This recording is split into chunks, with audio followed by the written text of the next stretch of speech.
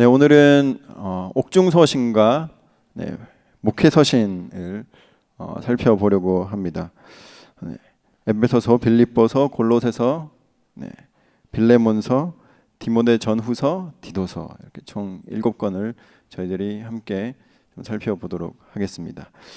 잘 아시는 것처럼 옥중서신은 4권입니다. 에베소서, 빌립보서, 골로새서, 빌레몬서, 에필골몬 이렇게 저희들이 외우는 4권이 옥중서신입니다. 말 그대로 사도 바울이 로마 감옥에 투옥되었을 때 썼던 감옥에서 쓴 편지이죠. 그런데 이 중에 3권 에베소서, 빌립보서, 골로새서는 교회를 향해서 쓴 편지이고, 그리고 나머지 1권 빌레몬서는 개인을 향해서 쓴 편지입니다. 사도 바울이 1차 그 로마 감옥에서 투옥되었을 때 썼습니다.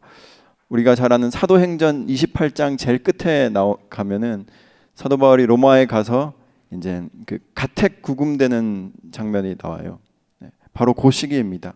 사도행전 28장에 가면 2년 동안 사도 바울이 그 로마의 감옥에, 어떤 집인지는 모르겠지만 그 어떤 가택에 구금되어 있었다라는 사실을 기록하고 있는데, 그때 이 4권의 서신서를 사도 바울이 기록을 했습니다.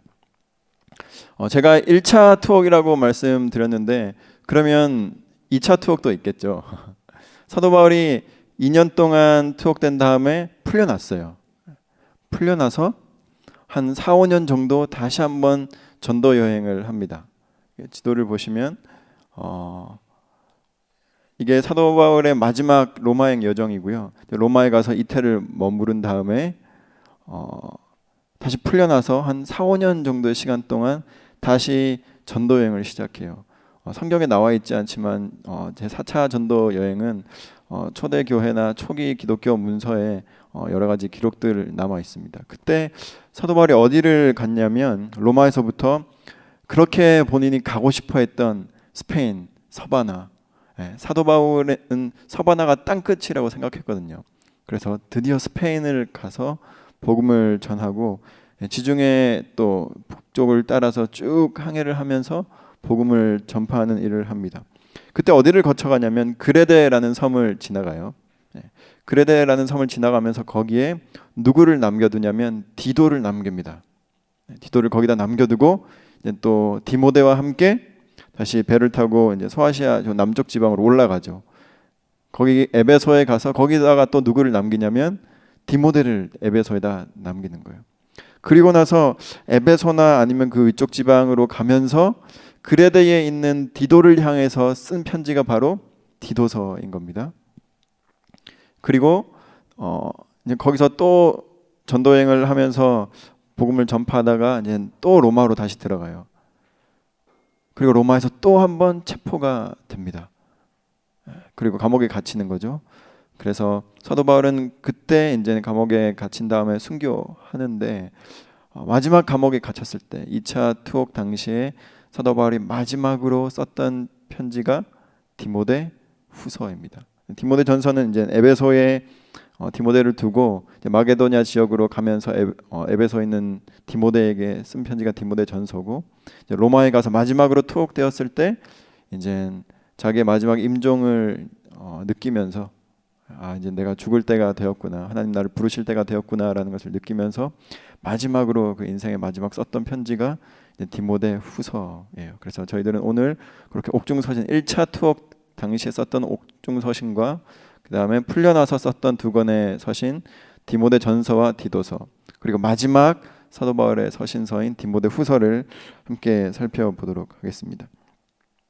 그리고 옥중서신은 사도 바울이 이렇게 에베소서 쓰고 그 다음에 또 이렇게 빌립보서 쓰고 이렇게 쓴 게 아니라 한 번에 쭉 에베소에 보낼 편지, 빌립보에 보낼 편지, 골로새에 보낼 편지, 그 다음에 골로새의 교인이었던 빌레몬에게 보낼 편지를 한 번에 다 써서 이거를 두기고와 오네시모의 손에 들려서 보냅니다. 그래서 이 두 사람이 쭉 가는 한 동선에서 이 교회에 다 이렇게 배달하면서 갔던 책이 이제 이 4권의 옥중서신이라는 걸 염두에 두고 오늘 강의를 들으시면 되겠습니다.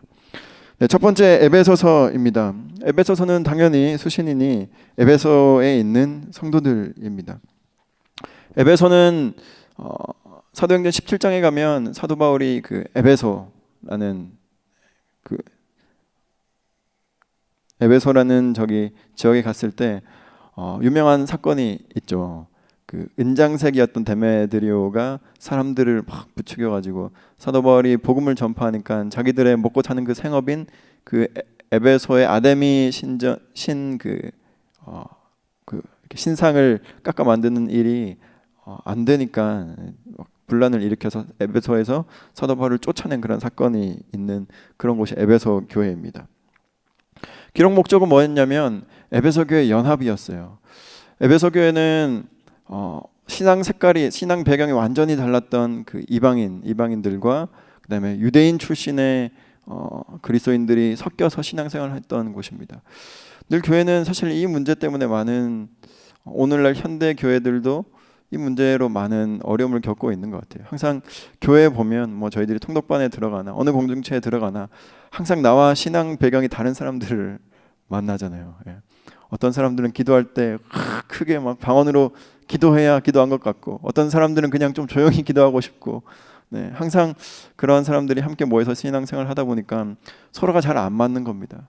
그리고 때로는 내가 지켜왔던 전통이 옳다, 아니다, 내가 옳다, 이런 논쟁들이 굉장히 많이 생겼어요. 에베소 교회에서도 그런 동일한 문제가 생겼습니다. 이방인 그리스도인들과 유대인 출신의 그리스도인들이 하나 되지 못하는 그런 일들이 있어서 에베소 교회의 연합을 위해서 사도 바울이 이 에베소서를 기록했습니다. 그래서 주제는 당연히 그냥 교회인 거죠. 교회가 뭐냐? 교회는 그리스도의 몸이다. 그래서 그리스도의 몸된 교회가 에베소서입니다. 나눠드린 그 프린트아웃을 보면 에베소서를 읽으실 때 조금 이렇게 눈여겨보실 만한 내용의 특징들이 있습니다. 가장 첫 번째로는 교회가 뭐냐는 거예요. 교회란 무엇인가? 조금 유식한 말로는 교회론이라고 하죠. 교회론. 사도 바울의 교회론이 등장합니다. 교회가 뭐냐? 그리고 교회가 뭐냐를 이야기할 때 반드시 이야기해야 하는 것이 바로 예수님입니다. 왜냐하면 예수님 때문에 생겨난 공동체가 교회이기 때문에. 그러면 예수님은 누구신가? 라는 이야기를 또 사도 바울이 에베소서에서 합니다. 그리고 나서 또 사도 바울이 예수님이 누구인가라는 것을 또 얘기하다 보니까 그럼 예수님 무슨 일을 하셨는가를 당연히 얘기해야 하지 않습니까? 그래서 여기에 보면 이제 구원론이 등장을 하는 거예요. 그리고 나서 이제 교회 구성원들이 어떻게 해야 하는가? 우리가 잘 아는 뭐 상전들아, 종들아, 남편들아, 아내들아, 이런 교회 구성원들이 어떻게 하나 되어야 하고 어떻게 그 안에서 생활해야 하는지에 대한 이야기를 합니다. 가훈표라고도 하는데요. 그런 이야기들이 등장하고 또 교회의 직분을 맡은 사람들, 사도, 선지자, 복음전도자, 목사, 교사, 이 5가지 교회의 직분에 대한 이야기들도 에베소서에 이제 언급이 되고 있어요.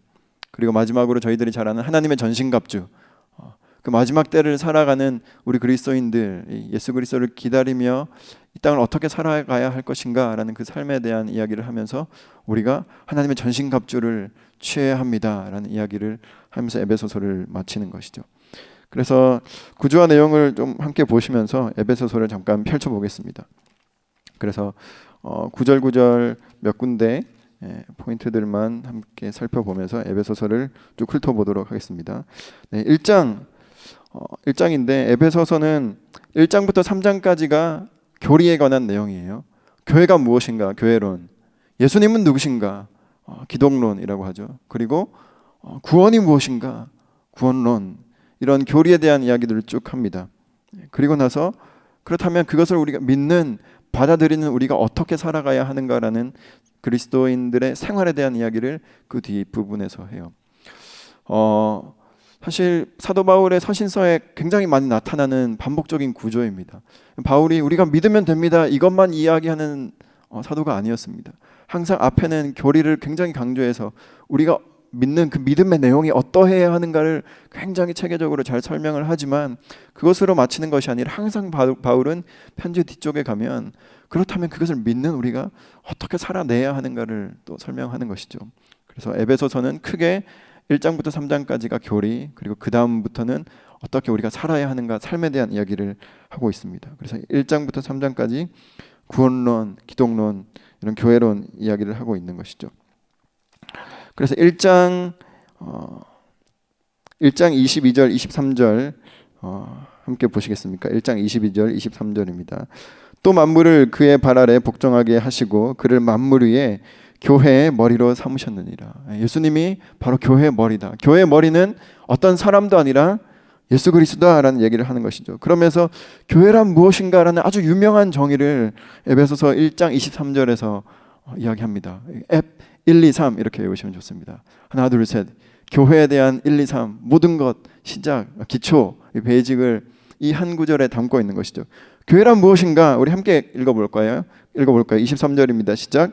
교회는 그의 몸이니 만물 안에서 만물을 충만하게 하시는 충만함이니라. 우리 다시 한번 읽을까요? 교회는 그의 몸이니 만물 안에서 만물을 충만하게 하시는 이의 충만함이니라. 아멘이십니까? 사도 바울이요, 교회가 무엇이냐라는 것을 정의하는데 어떤 행정적인 개념이나 제도적인 개념이나 그런 개념을 들어서 교회를 설명하지 않아요. 어떤 교회가 이런 조건을 갖춰야 합니다라고 절대 설명하지 않습니다. 여기에 보면 교회는 어떤 상태라고 설명하고 있는 거예요. 교회는 어떤 제도나 어떤 행정 시스템이나 조직이 아니라 교회는 어떤 상태입니다. 근데 그 상태가 어떤 상태인가? 바로 만물 안에서 만물을 충만하게 하시는 이 예수 그리스도죠. 예수 그리스도의 충만한 상태가 바로 교회라는 거예요. 그렇다면 여러분, 이 베이직교회가 교회입니까? 교회가 아닙니까? 이 베이직교회에 그 만물 안에서 만물을 충만하게 하시는 이인 예수 그리스도가 충만하다면 그것은 교회인 겁니다. 그런데 거기가 예수 그리스도를 가득하지 않고 다른 무언가로 가득하다면 거기는 교회가 아닌 거죠. 우리 통독반 교회인지 교회가 아닌지 어떻게 알 수 있습니까? 무엇으로 통독반이 차 있는지를 살펴보면 되는 겁니다. 저와 여러분은 교회입니까? 내가 정말 예수 그리스도로 나의 생각과 나의 가치관과 나의 생활과 나의 삶이 차 있다면 나는 교회된 삶을 살아가고 있는 거예요.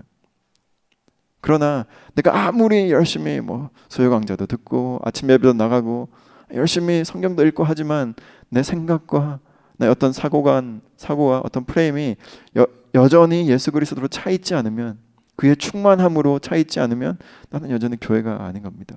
사도 바울의 이 교회의 정의, 사실 이 교회 정의만 붙든다면 사실 오늘날 수많은 교회들이 어떤 방향으로 나가야 할지를 사실 알 수 있는 거죠.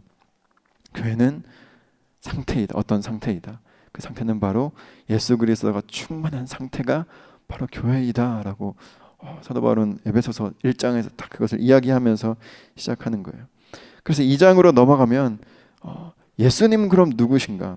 교회의 머리이신 예수님은 누구이시고, 그리고 예수님께서 어떤 일을 하셨는가? 그분이 베푸신 구원이 어떤 것인가를 설명합니다. 2장 8절 보시면 너희는 그 은혜에 의하여 믿음으로 말미암아 구원을 받았으니 이것은 하나님의 선물이다. 이것이 구원론의 핵심이에요. 우리는 은혜에 의하여 by grace, 믿음을 통하여 through faith, 하나님의 선물로 우리는 그저 값없이 받은 것, 그것이 구원이라는 거예요. 그리고 나서 예수 그리스도가 누구인가를 또 11절 이하에서 쭉 설명을 하는데 2장 14절 함께 보시겠습니다. 2장 14절 함께 읽을까요? 시작. 그는 우리의 화평이신지라 들로 하나를 만드사 원수된 것 곧 중간에 막힌 담을 자기 육체로 허신 분이 바로 예수님이다. 여기서 사도 바울은 예수님을 누구라고 소개하냐면 예수님은 우리에게 화평을, 하나됨을 가져다 주시는 분이시다. 우리가 교회라면, 그리고 교회의 머리가 예수님이라면, 우리가 교회의 머리를 예수님으로 인정한다면 우리는 하나 되어야 한다. 이방인이든 헬라인이든 유대인이든 우리의 어떤 그동안 걸어왔던 신앙의 배경과 상관없이 우리가 예수님을 구주로 고백한다면 우리는 하나입니다. 그분이 이 교회에서 하시는 일은 다른 일이 아니라 우리를 하나 되게 하시는 일을 그분 하고 계십니다. 구원받은 성도가 누려야 하는 삶은 바로 하나 되는 삶입니다 라고 2장에서 설명을 하고 있는 것이죠. 그리고 와서 3장에 가면 사도 바울이 본인의 사도직에 대한 이야기를 하고 교회를 위한 기도를 쭉 하는 것을 볼 수 있습니다. 3장 초반에 1절부터 13절까지가 바울이 어떻게 복음을 전파했는지, 그리고 그 복음이 어떤 것인지, 사도 바울이 어떤 심정으로 복음을 전했는지, 이렇게 이야기들이 쭉 나와 있습니다. 3장 우리 7절 8절 말씀 우리 함께 읽어볼까요? 시작. 이 복음을 위하여 그의 능력이 역사하시는 대로 내게 주신 하나님의 은혜의 선물을 따라 내가 일꾼이 되었노라. 이게 사도 바울이 사도가 된 이유인 거죠. 하나님의 선물을 따라 내가 복음을 전하는 일꾼이 되었다. 그리고 8절 읽어보겠습니다. 모든 성도 중에 지극히 작은 자보다 더 작은 나. 이게 사도 바울의 사도로서의 정체성인 거예요. 왜냐하면 내가 받은 은혜가 너무 크기 때문에 내가 너무 정말 아무것도 아니구나 이걸 느낀 거예요. 그래서 그 은혜를 따라서 내가 그 복음을 이방에게 전하는 사명을 받았다라는 이야기를 하면서 사실 에베소 교회에 대한 사도 바울의 어떤 심정인 거죠. 그런 애정을 이야기하는 겁니다.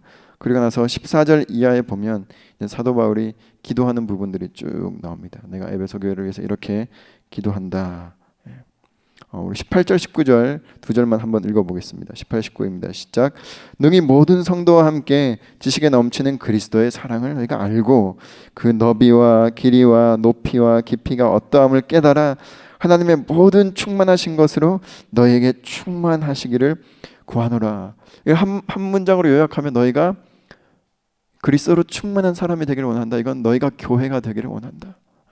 그래서 그저 내가 유대인이니 헬라인이 이거 가지고 싸우는 게 아니라 하나님의 그 은혜의 넓이와 깊이와 높이와 그런 너비 이걸 안다면 정말 여유로운 사람이 되어서 서로를 품을 수 있는 사람이 되지 않겠냐 이 얘기를 하는 거죠. 내가 그것을 위해서 기도하고 있다 이야기를 합니다. 그리고 나서 이제 4장으로 가면 그 복음을 믿은 그리고 주 안에서 교회된 형제 자매들이 어떻게 실제적으로 살아가야 하는지를 사도 바울이 이야기하고 있습니다. 먼저 4장 1절인데요. 4장 1절에서 그는 이렇게 이야기하고 있어요. 그러므로 주 안에서 갇힌 내가. 사실 바울은 로마 감옥에 갇혀 있었습니다. 그런데 여기서 뭐라고 설명하고 있냐면 내가 주 안에 갇혀 있다. 이렇게 얘기하고 있는 거예요. 사실 옥중서신을 살펴보면 과연 이게 감옥에 갇혀 있는 사람이 쓸만한 말인가? 라는 질문을 자연스럽게 하게 됩니다. 전혀 바울은요 갇혀 있는 사람 같지가 않은 거예요. 너무 자유로운 사람이라는 게 느껴지는 겁니다. 그 비결이 무엇인가? 사도 바울은 자기 자신을 어떻게 스스로 생각하고 있냐면 나는 감옥에 갇힌 게 아니라 나는 주 안에 갇혀 있다. 복음에 갇혀 있다. 그래서 복음에 갇히니까 내가 감옥 안에 있든 감옥 밖에 있든 그게 중요한 게 아니더라. 그런 얘기를 사실은 옥중서신 전체를 통해서 하고 있는 것이죠. 중요한 건 사실 많은 사람들 스스로를 가두고 살아가는 것 같아요. 감옥에 갇혀서 갇혀 있는 게 아니라 내 생각과 내 사고와 내 고집과 내 판단과 내 경험과 내 후회와 내 과거 이런 데 갇혀가지고 얼마나 부자연스럽게 살아갑니까?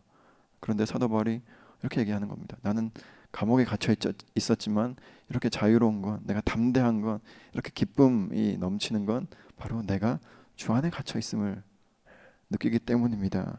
라는 이야기를 하면서 쭉 그 뒤에 이야기를 합니다. 3절 보시면 평안에 매는 줄로 성령이 하나 되게 하신 것을 힘써 지키라. 여기서도 하나됨을 이야기하는 것이죠. 나누어지지 말고 하나됨을 힘써 지키라. 11절에 보시면 여기에 이제 그 초대교회에 5가지 직분에 대한 언급이 여기 나옵니다. 그가 어떤 사람은 사도로, 어떤 사람은 선지자로, 어떤 사람은 복음 전하는 자로, 어떤 사람은 목사와 교사로 삼으셨으니 이는 성도를 온전하게 하여 봉사 일을 하게 하며 그리스도의 몸을 세우려 하심이라. 여기 보면 사도라는 단어도 나오고 선지자라는 단어도 나오고 복음을 전하는 자, 그다음에 목사, 교사라는 단어가 나오는데 물론 이때는 어떤 이렇게 이런 호칭으로 성도들이 불렸겠죠. 그래서 오늘날도 이 호칭을 그대로 가지고 와서 교회 안에 이런 호칭들, 이런 직분들이 있어야 하는 게 아닙니까라고 이야기하는 사람들이 있지만 사실은 성도 한 사람 한 사람 안에 사실 이런 다양한 직분의 역할들이 다 있어야 하는 겁니다. 사도, 우리는 예수 그리스도로부터 보내심을 받은, 하나님으로부터 보내심을 받은 사도인 거죠. 그리고 프로핏, 선지자, 하나님의 말씀을 누군가에게 대언할 줄 알아야 하는 사람입니다. 그리고 복음 전하는 자, 동일한 맥락에서 우리 누군가에게 예수 그리스도의 복음을 전할 수 있어야 하는 사람입니다. 그리고 여기 보면 목사, 그래서 초대교회도 목사가 있었다 이야기하지만 사실 여기에 번역된 이 목사라는 단어는 신약 성경에 한 22번 정도가 동일하게 나왔는데 전부 다 목사로 번역되지 않고 목자로 이렇게 번역된 단어입니다. 여기서만 이제 목사로 번역을 한 거죠.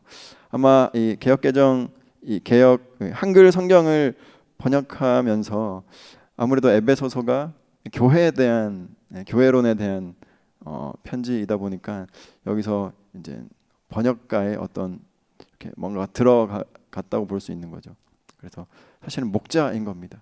우리는 누군가를 양육하고 케어하고 섬겨야 하는 목자라는 겁니다. 그리고 교사, 양육할 뿐만 아니라 바른 진리를 가르칠 줄 아는 교사여야 한다라는 거죠. 근데 그 모든 목적이 12절에 성도를 온전하게 하고 봉사의 일을 하게 하며 그리스도의 몸인 교회를 세우게 하는 것이 모든 직분의 목적입니다. 나를 어떤 드러내는 도구가 아니라 그것이 모든 직분의 목적이다라는 이야기를 합니다. 그러면서 17절 이하에 보면 우리가 새로운 사람, 새 사람이 되어야 합니다. 썩어져가는 구습을 버리고 24절에 보면 23절 24절에 보면 너의 심령이 새롭게 되어 하나님을 따라 의와 진리의 거룩함으로 지으심 받은 새 사람을 입으라 이렇게 권면을 하는 거예요. 그래서 25절 이하에 보면 그 새 사람을 입은 사람이 절대 하지 말아야 하는 그런 일들을 쭉 언급하고 있는 것이죠. 5장으로 넘어가서도 그리스도인이 어떤 일들을 피해야 하는가라는 이야기를 합니다. 5장 3절 말씀 우리 함께 읽어볼까요? 음행과 온갖 더러운 것과 탐욕은 너희 중에서 그 이름조차도 부르지 말라. 이는 성도에게 마땅한 바니라. 네. 우리는 이런 삶을 살아야 한다는 거죠. 그리고 나서 어떻게 해야 하는가? 8절에 보면 우리는 빛의 자녀들처럼 행하라.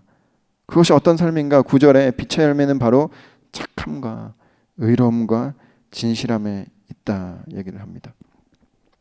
그럼 이렇게 새 사람을 입은 사람들이 어떤 관계를 맺어야 하는가를 이제 5장 22절 이하에서 이야기를 합니다.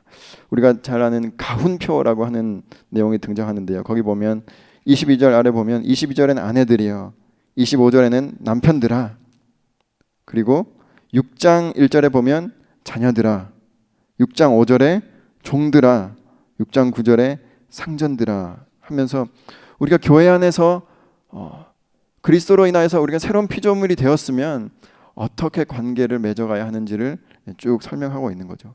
근데 여기 보면 아내들이야, 남편들아, 자녀들아 이런 얘기를 합니다. 사실은 이건 교회 안의 어떤 관계라기보다는 어떤 관계인가요? 가족 간의 관계를 얘기하는 거예요. 교회론을 이야기하면서 가정을 얘기합니다. 왜 그랬을까요? 사실 당시 초대교회는요, 모든 교회가 가정 안에 있었어요.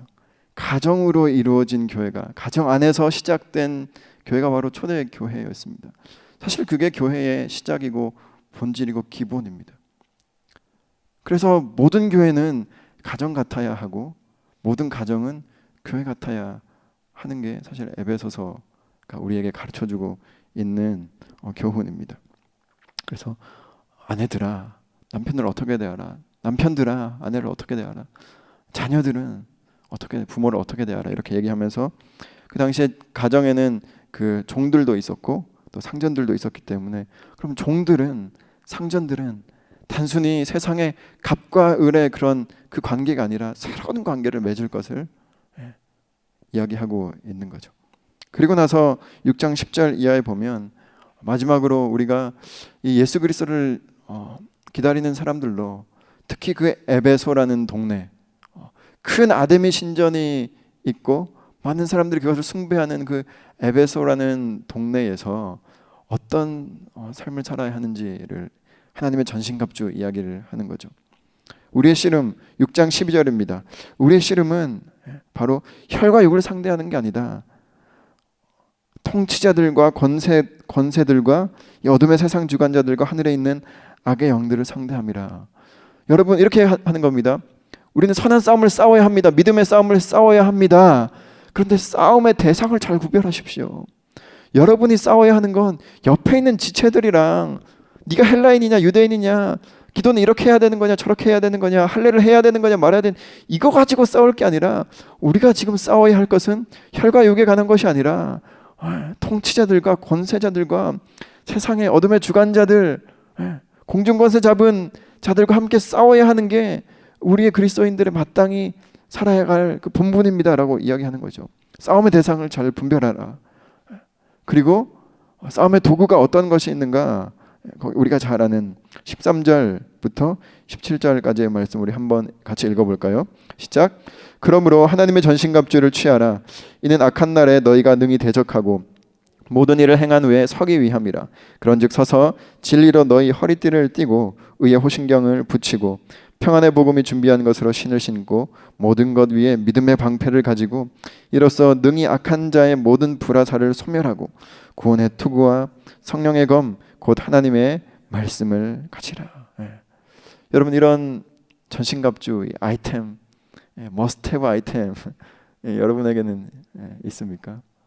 저는 이것을 소망하며 날마다 하루를 좀 이렇게 시작할 때 집에서 나갈 때 핸드백도 챙기고 뭐 다 챙기잖아요. 핸드폰 있는지 챙기고 또 한 가지 더 점검해야 할 것이 있다면 이걸 점검해야 하는 것이죠. 내가 오늘 말씀의 검을 갖고 있나? 믿음의 방패를 갖고 있나? 의의 호신경, 내 가슴이, 내 마음이 어떤 하나님의 공의와 정의로 불타오르는가? 이런 것들을 한번 체크하고 딱 이렇게 집을 나서야 하는 것이죠. 그런 생활을 사도 바울은 에베소 교인들에게 권면을 하고 있는 것입니다. 그리고 마지막 6장 21절 이하에 보면 이제 마지막 마무리 인사를 하고 에베소서를 마무리를 합니다.